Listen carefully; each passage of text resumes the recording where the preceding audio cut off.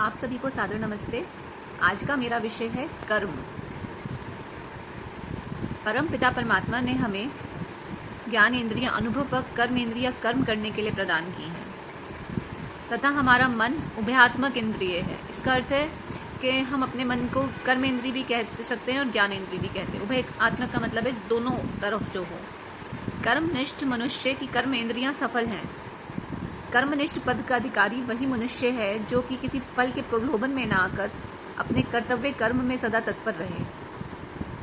इसका सबसे अच्छा उदाहरण है श्री कृष्ण। वो किसी भी फल के प्रलोभन से, किसी भी राज्य के अभिलाषा से श्री कृष्ण ने युद्ध नहीं किया था। ना तो वो स्वयं राजा बने थे महाभारत के युद्ध के बाद। वो सिर्फ कर्तव्य कर्म में तत्पर रहते थे। उनका तात्पर्य कर्म करने का केवल ये होता था कि ये मेरा कर्तव्य है। हम जो मनुष्य, साधारण मनुष्य होते हैं, वो अधिकतर अपने फलों के प्रलोभन में आके ही कर्म करते हैं कि इससे मुझे क्या मिलेगा। कर्मनिष्ठ मनुष्य का मनीषी होना आवश्यक है, और ये मनीषी पद उन योगियों के लिए आता है जिन्होंने अपने मन पर अधिकार कर लिया है। इस तरह से कर्तव्य कर्म में जो सदा तत्पर रहते हैं वो वही कर सकते हैं जिनका अपने मन पर अधिकार हो गया हो। कर्मनिष्ठ व मनीषी मनुष्य के समक्ष अब दो कार्य उपस्थित हो जाते हैं। एक कार्य है कर्म करते रहना व दूसरा कार्य है मन और इंद्रियों की बागडोर संभालना, अर्थात इंद्रिय निग्रह के लिए तैयार हो जाना। जो कर्मनिष्ठ मनुष्य है वो सिर्फ मन और इंद्रियों को ही नहीं संभाल रहा होता, वो उसके साथ साथ कर्म भी कर रहा होता है। हमारा मन इंद्रियों का अधिष्ठाता है। जितनी भी हमारी इंद्रियां हैं उन सब के ऊपर जो रूलिंग पावर कहते हैं वो मन है। इस अधिष्ठाता मन का निरोध करने के लिए इसे कर्म से रोकने की आवश्यकता नहीं है। हम चाहते हैं कि हमारा मन सब चीज़ों से, जो इन सब चीज़ के ऊपर रूल कर रहा है, उसको अगर हम चाहते हैं कि वो रुक जाए, मतलब वो इधर उधर हमारी मर्जी के बिना नहीं कहीं चले, तो हमें कर्म को छोड़ने की ज़रूरत नहीं है और इसे हम रोक भी नहीं सकते, क्योंकि मनुष्य ने जिन सत्व रज व तमोगुण को अपना स्वभाव बना लिया है वो इसे कर्म कराते ही रहते हैं। उस स्वभाव में कभी सत्वगुण की, कभी रजोगुण की, कभी तमोगुण की प्रधानता रहा करती है। जिस समय जो गुण प्रधान हो उसी समय उस प्रकार के कर्म मनुष्य को करने पड़ा करते हैं।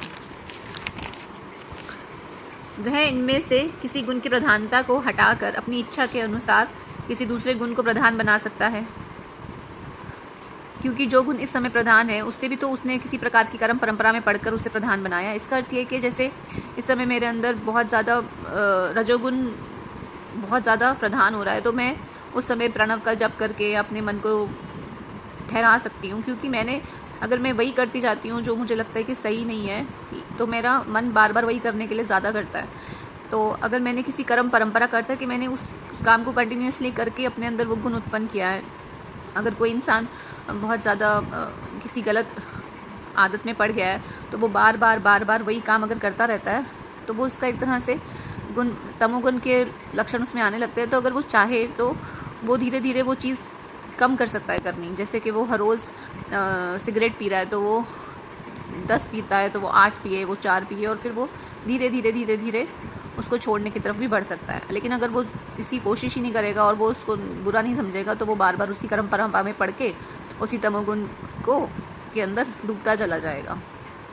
तो वो यही कह रहे हैं कि जिस भी गुण को हम अपने लिए अंदर देख रहे हैं होते उस समय, तो हम उसको ध्यान से देखें कि ये मेरा मन इस समय मुझसे किस गुण में प्रधानता में चल रहा है, और हम उस गुण को अगर सही नहीं समझ रहे हैं, अपने कर्म को सही नहीं समझ रहे हैं, तो हम उस गुण को अपने अंदर से निकाल सकते हैं।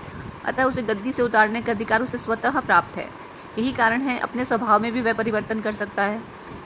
कोई मनुष्य बहुत क्रोधी है और उसे ये लगता है कि उसका क्रोध सही नहीं है और इससे उसका अपनी भी बहुत हानि होती है। जैसे डॉक्टर्स भी मना कर देते हैं कि इनके लिए बहुत ज़्यादा टेंशन और क्रोध अब ठीक नहीं है, तो वो कई बार अपने सेहत के लिए इतना परेशान होता है, तो वो ऐसी सिचुएशन से या ऐसी चीज़ों से बचता है, अपने रिएक्शन को कंट्रोल करता है कि मैं गुस्सा करूँगा तो शायद मेरा ही बहुत ज़्यादा नुकसान होगा।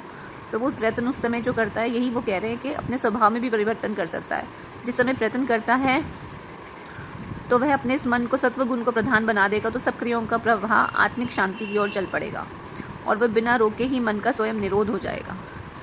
हम अपने मन को किसी, जैसे कहते हैं ना कि अपने थॉट्स पे हमें अपना अधिकार होता है, कि अगर हम मनुष्य की सबसे बड़ी ताकत है कि वो अपने थॉट्स को बदल सकता है। अगर हमारे मन में कोई बहुत बुरा ख्याल आ रहा है तो हम तुरंत अपने थॉट प्रोसेस को चेंज करें तुरंत, कि नहीं ये थॉट मेरे लिए ठीक नहीं है और कुछ और सोचें, या कुछ और बात हो रही है तो उस विषय में अगर हमें क्रोध आ रहा है तो हम तुरंत विषय बदलने का अपने मन को संदेश दें कि नहीं, मुझे इस बारे में नहीं सोचना है, क्योंकि इसी कर्म परंपरा में यही थॉट्स अगर मेरे अंदर चलते रहेंगे, हमेशा ये कहते हैं वॉच योर थॉट्स, अपने जैसा हम विचार मन में ला रहे हैं, अगर वो तमोगुण प्रधान आ रहे हैं हमारे हृदय में, तो हम उन्हें तुरंत देखें कि नहीं, ये ठीक नहीं है मेरे लिए, इसकी परंपरा में पढ़ के मैं गलत कर्म करूँगा और इससे मेरा बहुत नुकसान होगा, मुझे इसके पाप भुगतने पड़ेंगे। तो हम उसको निरोध करते जाएं, कर्म हम कुछ और करने लगे, हम ये कर रहे थे इसकी बजाय हम कुछ और करने लगे। भी मेरा कल एग्ज़ाम है और मुझे मैच देखने का मन कर रहा है या मुझे मूवी देखने का मन कर रहा है, तो हम तुरंत अपने आप को समझाते हैं कि नहीं नहीं नहीं, मेरा कल पेपर है और मुझे मैच नहीं देखना है और मुझे पढ़ना है,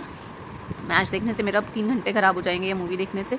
तो मैं तुरंत अपने मन का निरोध करके पढ़ाई की तरफ अपना ध्यान लगाती हूँ। तो ऐसा नहीं है कि हम अपने मन को निरोध कर नहीं सकते हैं, ऐसे धीरे धीरे करके हम रोज़मर्रा की ज़िंदगी में भी छोटे छोटे प्रयत्न अगर करें कि मेरी ये इच्छा हो रही है तो ये इच्छा मेरी सही नहीं है, मेरे कुछ कटु शब्द कहने का मन कर रहा है, तो मैं उन शब्दों को अपने अंदर ही रख लूँ कि नहीं, मैं ये नहीं बोलूँगी, और कुछ और अच्छा सोच के कि उसी बात को किसी और तरीके से कहूँ कि सामने वाले को मेरा मैसेज भी चला जाए और उसे बुरा भी नहीं लगे। तो धीरे धीरे इससे मेरे अंदर सत्व गुण का उदय होता है और मैं उसी कर्म परंपरा में चलते चलते फिर अपनी वाणी को भी थोड़ा मधुर बना सकता हूँ। अतः कर्म करते चलना व कर्म के प्रवाह को सुमार्ग की ओर फेर देना ही बुद्धिमान मनुष्य का काम है। इसके विपरीत चलने पर मनुष्य कामनाओं का ऐसा गड्ढा खोद लेता है कि जिसे कभी भरा नहीं जा सकता। अगर वो कहते हैं ना कि तृष्णाओं की कभी पूर्ति नहीं होती, वो ऐसा ही है जैसे कि हम किसी अग्नि को ईंधन और घी डालने के बाद उसके बुझने की प्रतीक्षा करते रहते हैं। यदि हम अपनी कामनाओं का इच्छा पीछे भागते रहेंगे तो वो और ज़्यादा बढ़ती रहती हैं। कभी भी विषयों से, तृष्णाओं से आदमी का कभी भी वो गड्ढा कभी भरा नहीं जा सकता, वो अपने आप बहुत ही गहरे गड्ढे में गिरता जाता है। हमें धीरे धीरे उन चीज़ों को अपनी समझ के, उन्हें स्वीकार करके कि ये सही नहीं है, उनसे बाहर आने की कोशिश करनी चाहिए। जगत में कामनाएं अनेक प्रकार की होती हैं, उनमें उलझी हुई बुद्धि मनुष्य को कर्म क्षेत्र में आगे नहीं बढ़ने देती, इसलिए फल की कामना भी प्रशंसनीय नहीं है। फल की कामना कर्म के सुंदर भाग कर्तव्य बुद्धि का नाश कर देती है। जैसे कि हम हर समय ये सोचते हैं कि इसके बदले में मुझे क्या मिलेगा, तो वो जो कामना हमारे हृदय में होती है वो हमारी कर्तव्य बुद्धि को नष्ट कर देती है। हम ये नहीं जान पाते कि ये मेरा कर्तव्य है कि नहीं। हम हर चीज़ के बदले हर चीज़ में एक व्यापार देखते हैं कि अगर मेरा फ़ायदा है तो मैं ये करूँगा, नहीं फ़ायदा है तो हम अपने संबंधों में भी व्यापार करने लगते हैं कि जहाँ हमें फ़ायदा नज़र आता है हम उन्हीं से संबंध जोड़ते हैं। हम ये नहीं सोचते कि ये संबंध हमें ईश्वर ने दिए हैं तो ये मेरे कर्तव्य है इनसे रिश्ता निभाना, लेकिन हम ये सोचते हैं कि संबंध में तो अब कुछ लाभ नहीं है तो मैं इसे क्यों निभाऊँ। तो हम कर्तव्य का नाश करते जाते हैं और हमारे जो प्रशंसनीय नहीं है। इस पर आप कह सकते हैं कि अनेक जगह कामनाओं को भी महत्व दिया गया है कि बिना प्रयोजन के तो कोई मंद बुद्धि भी काम नहीं करता, मंद अपनी न प्रवर्तते, अर्थात मूर्ख भी प्रयोजन के बिना कोई काम नहीं करता। ये तो बहुत बड़ी बात है कि हम कामनाओं की तरफ देखें ही नहीं और सिर्फ निष्प्रयोजन ही सब कुछ करते रहे, तो ये हम इसके लिए तर्क दे सकते हैं। पर इस पर हमारा कहना ये है कि यह नियम रजोगुण के क्षेत्र में रहकर काम करने वालों के लिए है। सत्व गुण के क्षेत्र में रहकर काम करने वालों का या इससे भी ऊपर उठकर काम करने वाले महर्षि दयानंद सदृश महात्माओं के कर्म निष्काम ही होते हैं। यह भी ध्यान रखें कि हमारे कथन का तात्पर्य यह कभी नहीं है कि मनुष्य अपनी इच्छाओं का सर्वदा अंत ही कर दे, इसके बिना तो उसके कर्म क्षेत्र का निर्माण ही होना असंभव है। हाँ, मनुष्य के चित्त में भूमिकाओं का प्रादुर्भाव भी संभव है, जहाँ आगे चलकर उसके कर्म क्षेत्र का निर्माण कामनाओं के आधार पर नहीं होता किंतु कर्तव्य बुद्धि के आधार पर होता है। कामनाओं के बिना तो इंसान पलक भी नहीं झपक सकता, कामनाओं के बिना कुछ नहीं हो सकता। वेद पढ़ने के लिए, सत्वगुण प्रधानता के लिए भी और मोक्ष की भी कामना करनी पड़ती है, तभी इंसान अपना कर्तव्य पथ का निर्माण करता है। लेकिन अपने कर्म पथ का या कर्तव्य पथ का निर्माण हम अगर कर्तव्य को मेन टारगेट रख के करें तो वो ज़्यादा प्रशंसनीय कहा गया है, बजाय इसके कि हम अपना हमेशा लाभ और अपना स्वार्थ देखें। बस उनकी यही कह रहे हैं वो कि स्वार्थ और लाभ का जो हम अपना हमेशा एक मनुष्य का मंशा रहती है कि इस चीज़ में मेरा क्या स्वार्थ सिद्ध हो रहा है, उसके आधार पर हम अपने कर्म क्षेत्र का निर्माण ना करें। हम हर चीज़ में लाभ ही ढूंढते रहते हैं कि हम जैसे माँ अपने बच्चों के लिए, बच्चे उससे प्यार से नहीं भी बोलते, तो कई बार माँ अपने सिर्फ कर्तव्य के लिए कि वो अपने बच्चे के लिए कितना सोचती है कि चलो मेरा बेटा मुझे प्यार नहीं भी कर रहा है, मुझसे मेरी सेवा नहीं भी कर रहा है, लेकिन इसका भला होता रहे, वो अपना कर्तव्य जानती है। ऐसे ही वो समझा रहे हैं कि हम अपने कर्तव्य के ऊपर ज़्यादा ध्यान दें कि मेरा कर्तव्य मेरे समाज के लिए, मेरे देश के लिए, मेरे संबंधों के लिए क्या बनता है। अगर मैंने अपने कर्तव्य का पे ही चलती रहूँगी। ऋषि दयानंद ने अपना कर्तव्य समझा के उन्होंने, उनके गुरुजी ने उनसे उनका पूरा जीवन मांग लिया गुरु दक्षिणा में, तो उस राह पे चलते हुए उन्हें कोई बहुत ज़्यादा फूल नहीं मिले। हर समय उन्हें लोगों के बहुत अपमान सहने पड़े और बहुत ज़्यादा उनको विष दिया गया, परंतु उन्होंने अपने कर्तव्य से कभी अपने पैर नहीं हटाए, कि उनको पता था कि मुझे यही करना है, चाहे इसके बदले में फिर मुझे कुछ भी मिले। श्री कृष्ण ने को भी बहुत झूठे आरोप उन पे लगाए गए और उनको बहुत संघर्ष करना पड़ा, लेकिन वो जो मनीषी लोग होते हैं, कर्तव्यनिष्ठ लोग होते हैं, वो कभी भी राह में आने वाली जो मुश्किलें हैं उनसे घबराते नहीं हैं। वो ये सोचते हैं कि ये मेरा कर्तव्य है और इसके बदले में जो संघर्ष है वो स्वीकार करते हैं उसे। इस सर्वोत्तम भूमिका में विचरने वाले महापुरुष योग युक्त होते हैं। उससे पूर्व रजोगुण में रहते हुए निष्काम कर्म का होना हमें काल्पनिक ही लगता है। यजुर्वेद के 40वें अध्याय के 2वें मंत्र में पूज्य महर्षि ने निष्काम कर्म का वर्णन किया है। यही कर्म मोक्ष का भागी बनाते हैं। कर्म की गति समझने के लिए देखो कि संसार में वधक 3 है। वधक कहते हैं जो वध करते हैं, परमात्मा, मनुष्य और सिंह आदि हिंसक जंतु। ये 3 तरह के जो प्राणी हैं ये हिंसा करते हैं और वध कर देते हैं। परमात्मा भी कहते हैं ना, इसके प्राण अचानक उसको चले गए उसके प्राण। तो इन तीनों में से मनुष्य को ही दोष क्यों लगता है? परमात्मा भी तो इतना, जब कभी भूकंप आते हैं या फिर कोई एकदम अचानक हार्ट अटैक से मर जाता तो लगता है कि इसका इतनी ज़िंदगी थी, परमात्मा ने इसके, या फिर सिंह आदि किसी को मार के खा जाते हैं तो उन्हें तो कोई दोष नहीं लगता। लेकिन अगर मनुष्य किसी को मार देता है तो कहते हैं अरे ये तो हत्यारा है, इसने तो इसको मार दिया। क्यों लगता है ऐसा दोष? ये बता रहे हैं क्योंकि मनुष्य के ही कर्म अंतःकरण पर छाप के रूप कर्माशय में संचित होते हैं। क्योंकि मनुष्य अपने कर्म करने में स्वतंत्र है और उसकी जो भी वो कर्म करता है उसके कर्माशय में संचित होते हैं। मनुष्य का कर्माशय ही क्यों संचित होता है जबकि मरने का काम तो तीनों करते हैं? इस प्रश्न का उत्तर यह है कि परमात्मा तो मन के क्षेत्र से ऊपर उठा होने के कारण से व्यापक बुद्धि क्षेत्र में कार्य करता है और मनुष्य मन के क्षेत्र में रहकर विचार पूर्वक जब तक कर्म करता है तब तक उसको पाप पुण्य का फल लगता है। जब मनुष्य अपने मन के अकॉर्डिंग काम करता है कि भाई मुझे ये, बस मेरा मन कर रहा है, मुझे गुस्सा आया या मैंने हत्या कर दिया, मुझे स्वार्थ है इसलिए मेरा स्वार्थ की पूर्ति, तब तक उसको पाप लगता है। तभी तक उसमें कर्म के संस्कारों का संचय होता है।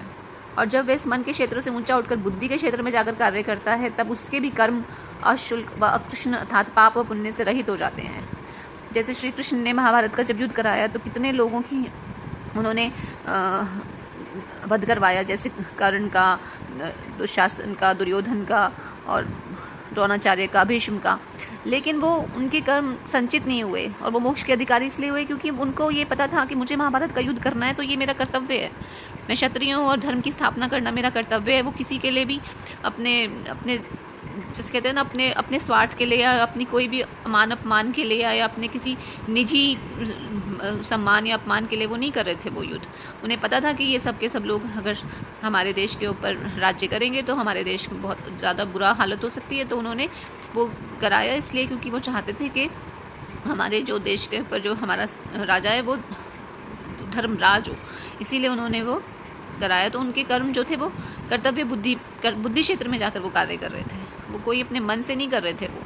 वे संस्कारों को जन्म नहीं देते। ऐसे कर्म, हमारे कर्म संस्कारों को जन्म न दें, इसके लिए आवश्यक है निष्काम कर्म करना।